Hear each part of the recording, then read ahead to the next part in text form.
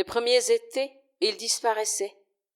Encore meurtrie, alors elle le trouvait souvent blotti derrière un rideau de graminées sèches sur pied, loin des sentiers et loin des champs, loin même des plus vieux arbres connus de peu, derrière un remblai au creux d'un chemin creux, dans les fétuques jamais semés, entre les touffes aimables de chiens-dents jamais tourmentés, derrière un remblai au creux d'un chemin creux, fétuque au soir. Au soir, il faut le chercher près de l'étang au jonc, en berceau, allongé sur les sphègnes à la tumescence acide et l'odeur silicate, joue quadrillée de l'ombre toute proche d'une toile d'épais diadème, orteil d'ambre dans l'eau immobile et tiédie. Son genou humide attire alors des demoiselles bleues et rouges. Diadème, à la pique de la berge, là où l'eau est encore rousse. Les dos sombres tracent, éclat d'un flanc perlé, d'inlassables festons, une onde inattendue, un tressaillement infime de la berge sous le poids d'un pas. Les sentinelles du sommeil de l'enfant disparaissent dans l'obscurité des vases pérennes. Rousse, la mer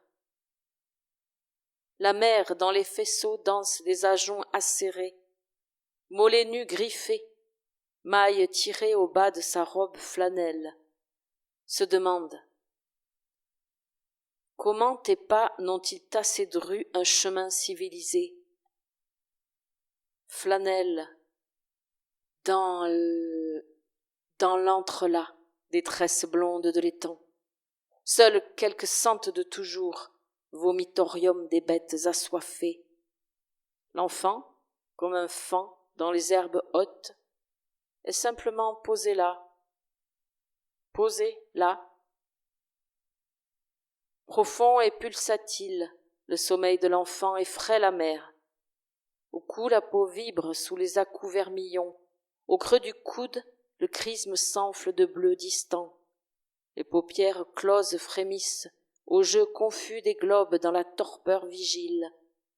Au diapason des amphibiens de l'étang, silencieux comme assommés par le poids de la coutume des amphibiens, attendant la fraîcheur pour relancer l'accord obsidional. Chrisme. L'école.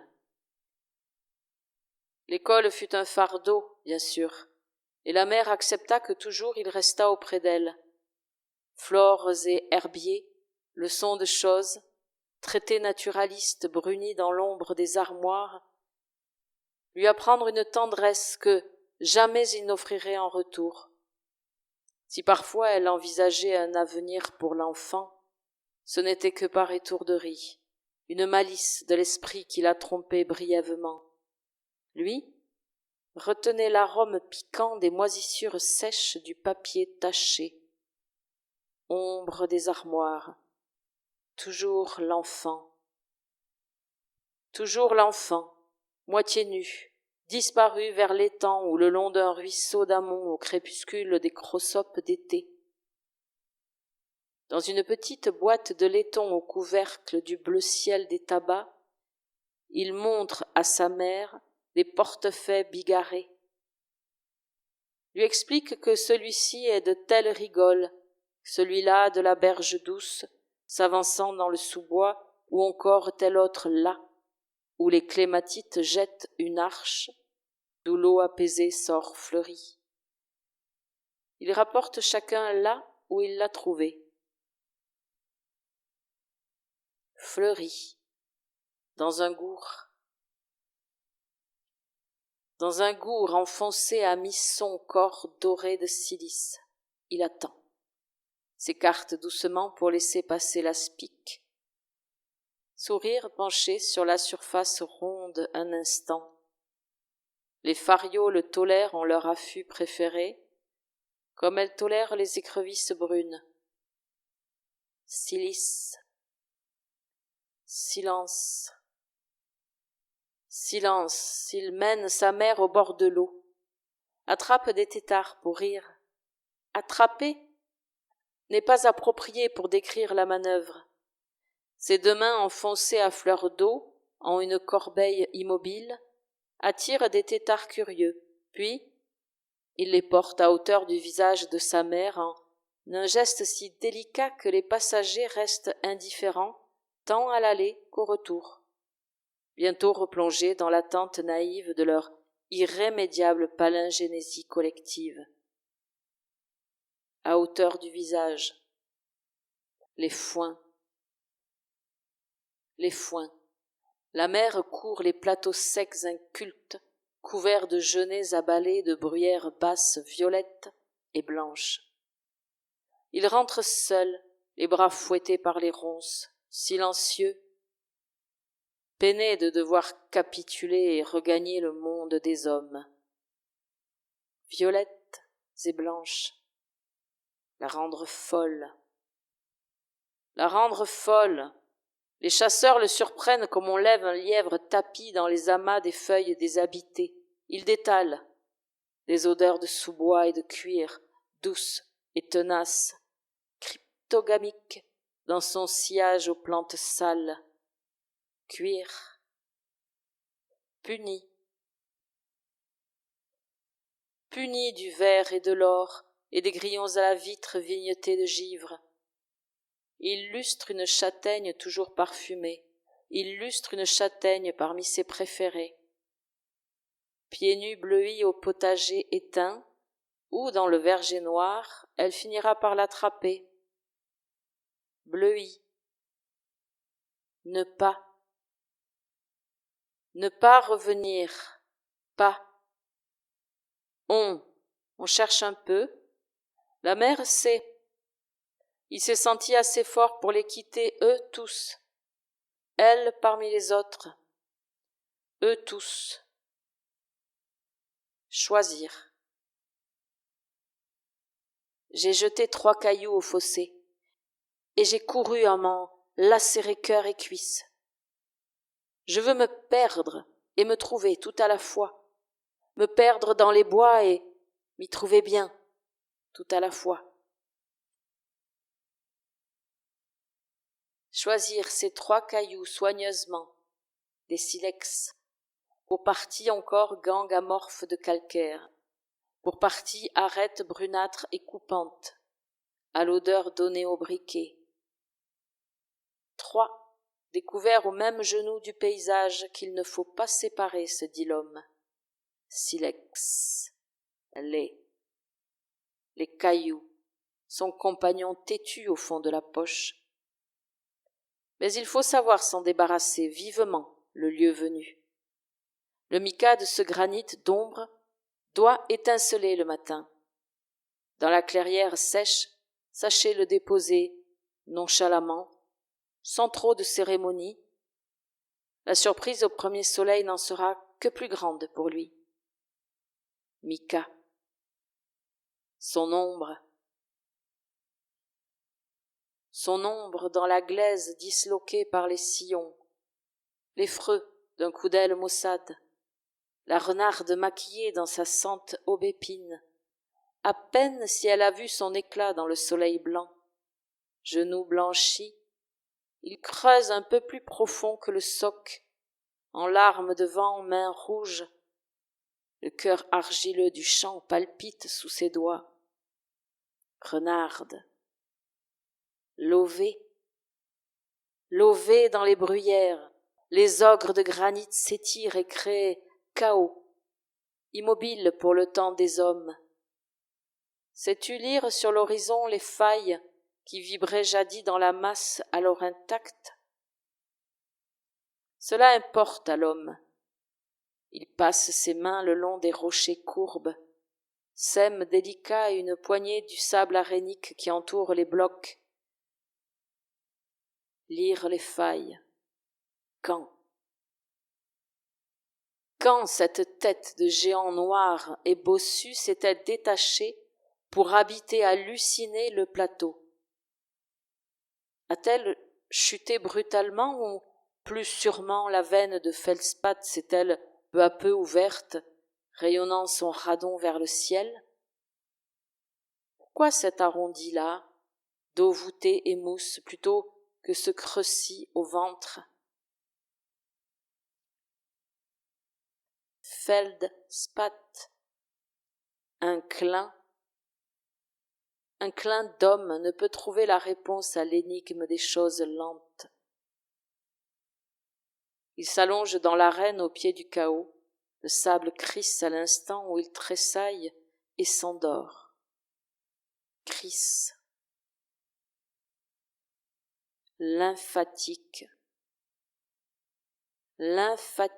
dilaté au profond de ses viscères insectivores, un lézard vert aux 3 paupières s'offre stabile à l'infrarouge, jusqu'à croiser un instant la physiologie de l'homme silencieux. La joie par sympathie saisit alors l'entour du chaos étincelant. Infrarouge. Cuticule noir satin. Il grimpe sur la main immobile. De l'arrondi du bras retombe sèchement. Ses crochets gardent un peu des squames de l'homme, et le scarabée part les semer entre les grains de quartz jaune et blanc. Offrande délicate à la fin de peu du cloporte. L'homme se lève au couchant comme on sort d'un long songe circulaire. Quartz. Il cueille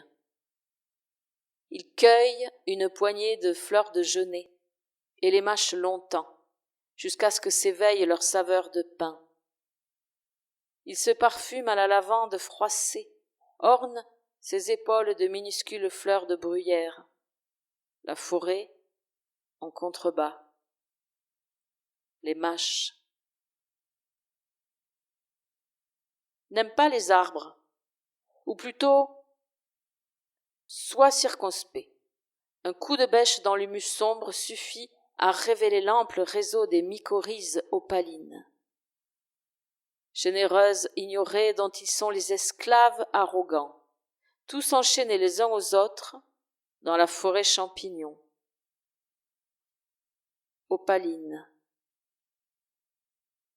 L'homme néglige les feuilles nouvelles au perché, clonale géométrie aux rares surprises. Ennui. Clonale. Foulez vivement aux pieds les feuilles mortes.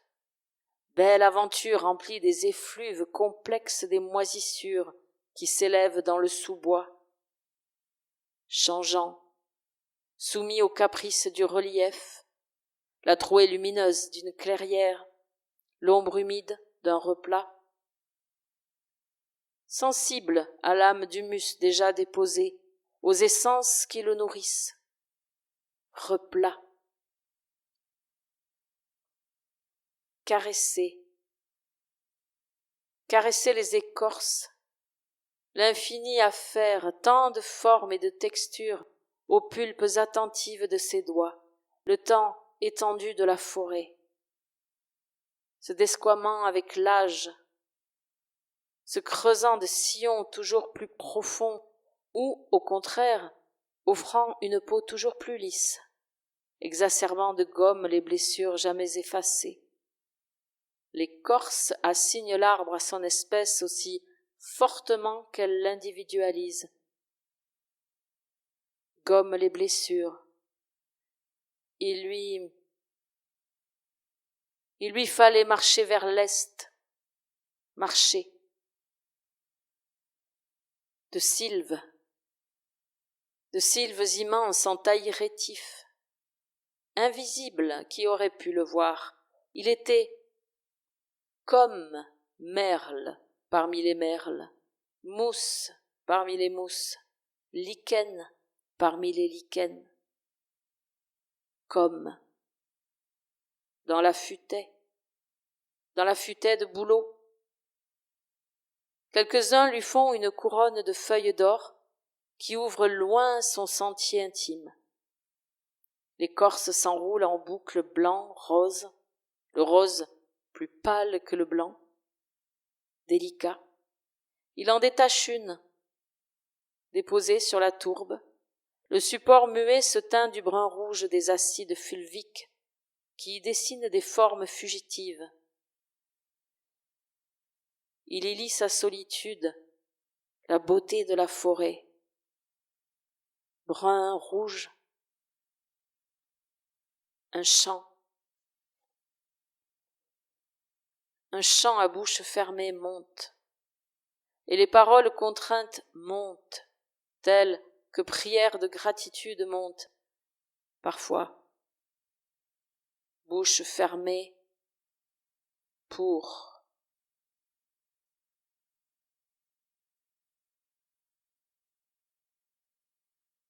Ton rhizome trace comme pas, ton stolon s'arque comme coude, ta fronde se délie aux doigts enroulés.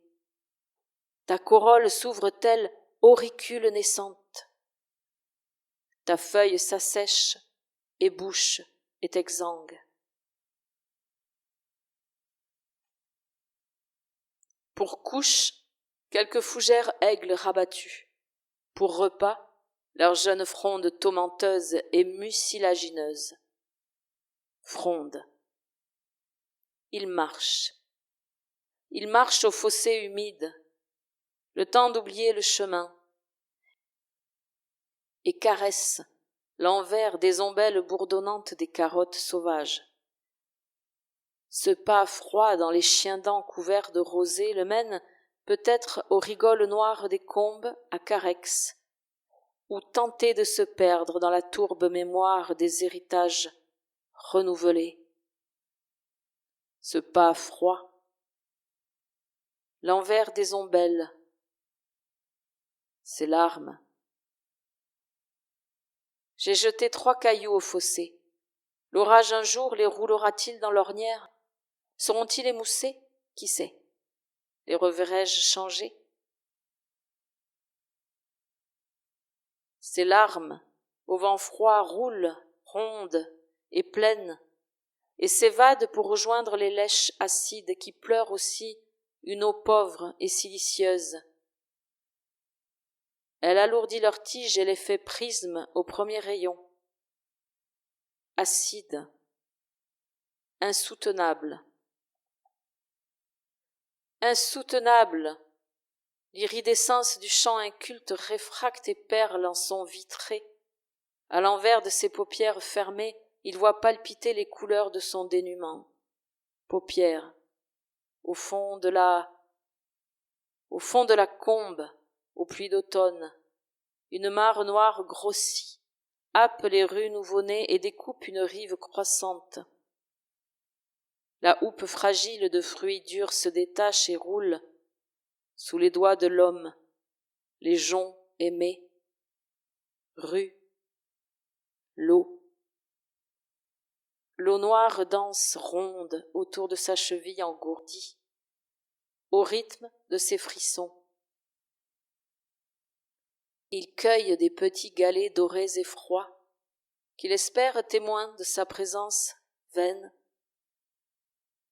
Dorés et froids, les avant-bras perchoirs étonnés de libellules rouges. Son étrangeté soudain l'accable. Il se rêve chevreuil et s'abreuve assez tôt qu'il l'ignore. Rêve chevreuil.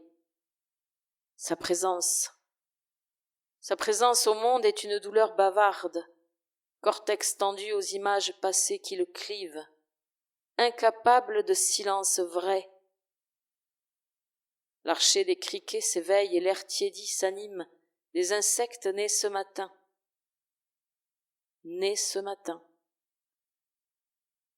Incapable